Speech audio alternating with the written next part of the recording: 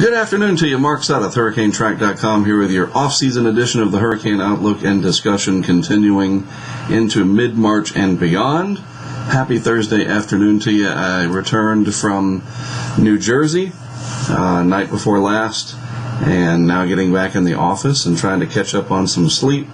I'll talk about that in just a minute, and I'm going to talk about it more in depth next week, show you some of the results of what I did in coastal New Jersey, and we'll talk a little bit about my thoughts on why the snow forecast was so overdone for some areas. In a nutshell, it's all about uncertainty and probability, and there was great uncertainty for areas along and east of I-95. But we'll talk about that in more detail later on.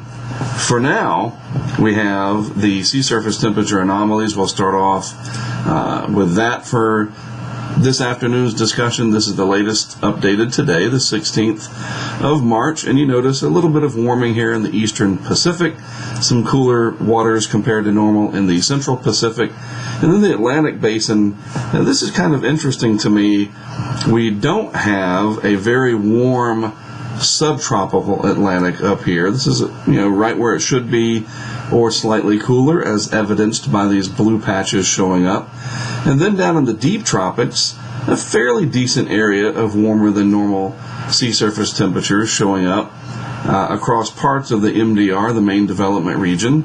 And typically, when you have colder water to the north, warmer water to the south, this is where the energy can be focused. So we need to watch and see how this evolves. I have seen years, and those that follow hurricanes closely, you know that when the subtropical Atlantic and the tropical Atlantic are all warm at the same time, it sort of distorts the pattern, and there's no disuniformity. Is that a word?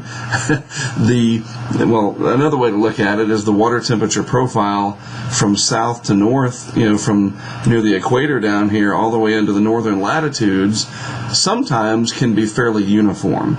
And it's that difference in the sea surface temperatures and the energy that sometimes helps to lead to a big hurricane season.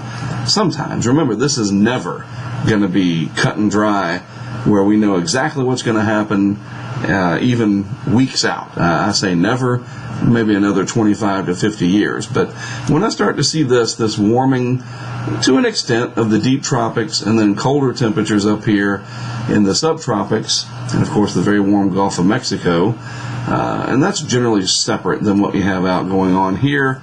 But this is something that I will be taking notice of over the next several months for sure. Now, the Southern Oscillation Index, as we get into a more focus onto the ENSO, the El Nino Southern Oscillation, the SOI values sort of contribute to that. And what we see is the daily contributor is just a simple $1, so to speak. It's 1.00. The 30-day is pretty negative there at minus 6.53, getting close to El Nino thresholds for the atmospheric state. And, generally speaking, what the SOI is a difference between the pressure in Tahiti and in Darwin, Australia. So you're talking about pressure differences way out in the tropical Pacific here across this region. And, when you have lower pressure over on the western side of the Pacific, there's a bad drawn L, and you have higher pressure in the eastern Pacific, then your net flow of air is this way, and that's typically when you have a positive SOI that you have that happen. And conversely, when you have a negative SOI, the opposite is true. All right, so that makes sense, I hope. So going back to the SOI values, interestingly enough, the 90-day average is not too shabby. It's only basically statistically zero, as you see. I'm trying to figure out why this is not cooperating. There we go. So, basically at 0.12, or just statistically call it zero for the last 90 days, that's neutral. All right, so we're basically neutral. We took a bit of a hit in February at -2, and yeah, the 30-day is -6. But let's just see what happens. Let's really keep an eye on this figure right through here going forward. Let's see how the 90-day fluctuates if it fluctuates at all. It's going to have some movement up and down, of course, but does it go deeply negative at some point? Or conversely, does it start to come back up and go more positive? Or hang around near that zero mark? We'll have to just wait and see. But that is an important indicator as to what is happening with the pressure field here in the tropical Pacific. Again, lower pressures or a higher SOI value tends to lead to trade winds blowing pretty briskly like this. And when the opposite is true, you have lower pressure in the eastern Pacific over here, and you start to get the El Nino machine going with what we call these westerly wind bursts, where the lower pressure in the eastern Pacific, and this is generalized, by the way. This is not exactly how it works, but I'm trying to explain it in layman's terms. So when you have lower pressure in the eastern Pacific, then the trade winds reverse or strengthen even, anomalously more than they should, and you start transporting this warm water in the western Pacific not only down in the subsurface, but across, and you get an El Nino to form. And we can see that to some extent here in the subsurface anomalies.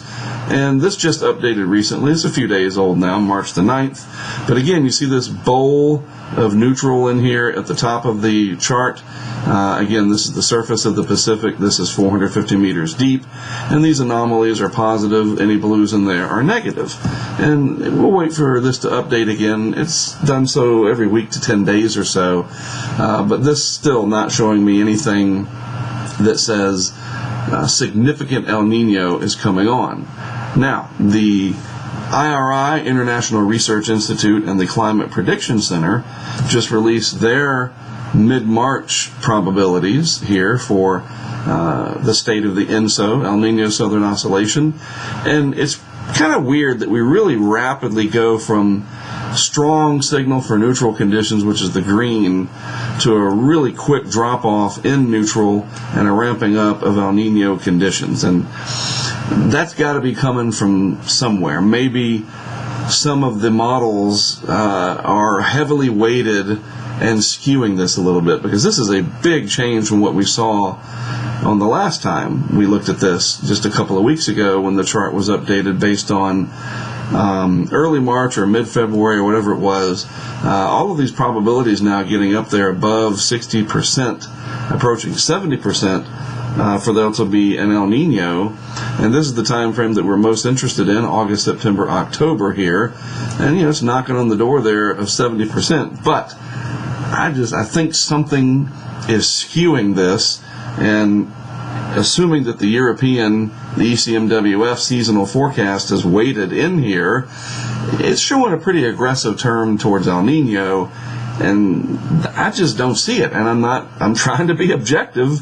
I want to be able to research hurricanes. We don't want hurricanes to destroy lives, but we're not pro-hurricane. It's hard to describe. You know what I mean? It's a thin line. You don't want people getting upset that, you want there to be hurricanes. If you're looking for hurricanes to happen, then you don't want there to be an El Nino. That's pretty much the way it is. And I'm just not seeing enough evidence to suggest that an El Nino of any substantial nature is coming on, even with this. And let's, again, wait until this particular chart here updates in about a week or so, and let's see what happens. Let's see how this changes, because this, as I've said before, tells the future as to what's going to happen later. And yeah, there are some warm anomalies down here, but nothing that looks like it did as recently as 2015 as an example. So let's move along to actual sea surface temperatures. 'Tis the season for spring breakers, and water temperatures, well, you know what? Water temperatures aren't going to matter too much for parts of the southeast and portions of the Gulf Coast states, as cold Canadian air has moved down. So the water temperatures could be 75 degrees. They're not, but they could be. And these air temps here are going to make things kind of brisk and not so pleasant. So maybe your spring break comes up later in the month or into April. I don't know. They're typically not going to last that long, but mid-March into late March is your spring break season. Over here in the Western Gulf, Air temperature wise, not so bad. Water temperatures, mid to upper 60s along the Texas coast. The shelf water is still cool.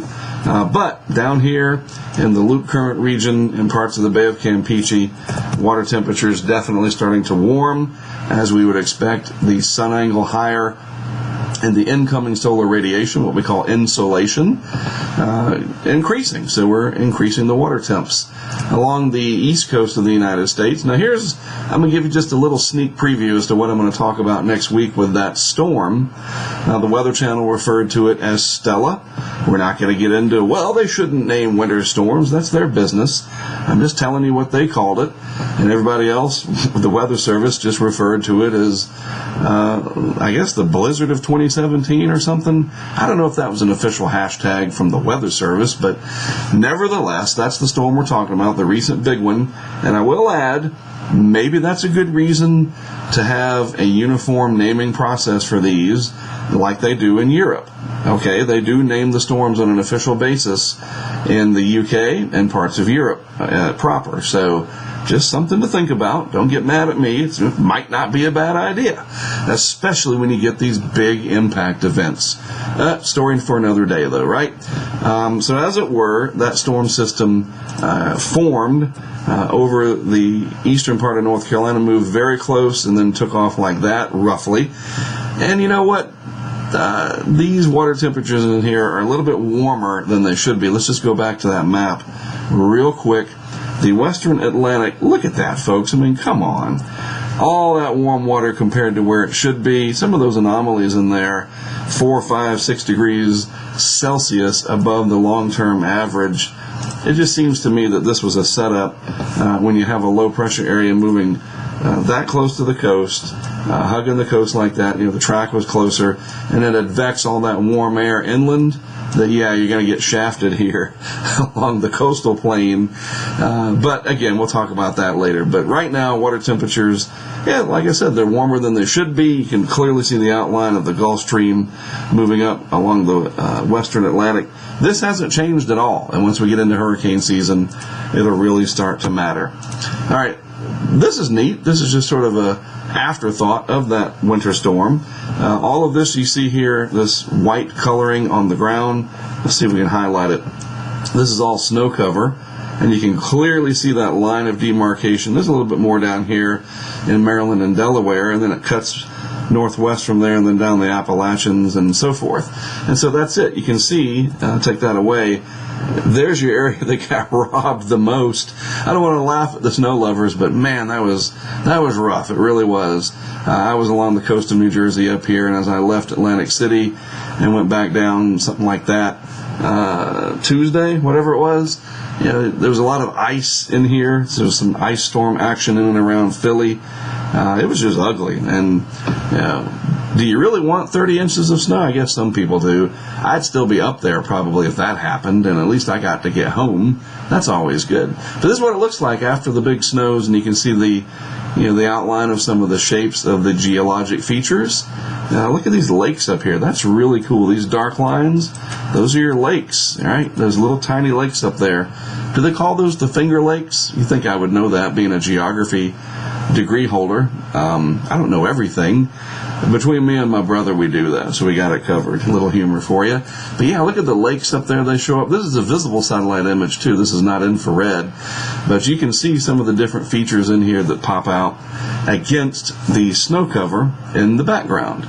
Looking ahead, so we're in this trophy pattern right now. What's happening with lower 48 weather? Well, here's the eastern U.S. stuck in this deep trough. Energy bowling balling its way through, whatever. Nice out west for the most part. Onshore flow from the Pacific. So this is your source region for air and weather is the Pacific Ocean along the Pacific coast. Some slight ridging in the nation's midsection. If we put this into motion over the next several days, we'll start it up. Watch what happens here. You'll see that for the most part, lower heights prevail over the eastern United States with pieces of energy coming through. So you folks here along the mid-Atlantic in New England, it's going to stay stormy from time to time. Another piece of energy comes through at about days 4 and 5. And then some energy tries to eject out of the southwest United States around days 6 and 7. No major severe weather threats unfolding just yet, not with this type of pattern, but that may be in the offing as we start to get more energy coming off the Pacific and making its way across the southern U.S., tangling with some of this upper level energy and cold air coming out of Canada. So we'll have to see. At least for the next few days, no big severe weather potential setups. But again, you folks up in New England, you're getting your winter in March instead of February and January this year. You had it for a couple weeks in February, but now you're having more. It looks like that old groundhog turned out to be right. Everybody was laughing at him, and he's got the last laugh. I wanted to tell you something really cool before I go. YouTube has finally enabled live streaming from their mobile app. Not for everybody that I'm aware of, but they did for me and other people, of course. But I'm really, really excited about that. I can finally stream, and I hadn't even done it yet. I just discovered this last night. I got a notification, and there are other third-party apps that we've tried and they failed. Facebook Live, Periscope, Instagram, Ustream, they all work fantastic. I'm really hoping this works as well, because I want to be able to eventually do most of my live streaming on YouTube. Nothing against Ustream whatsoever. It's just you got to have a backup plan, first of all. And so I'm going to test this afternoon and evening.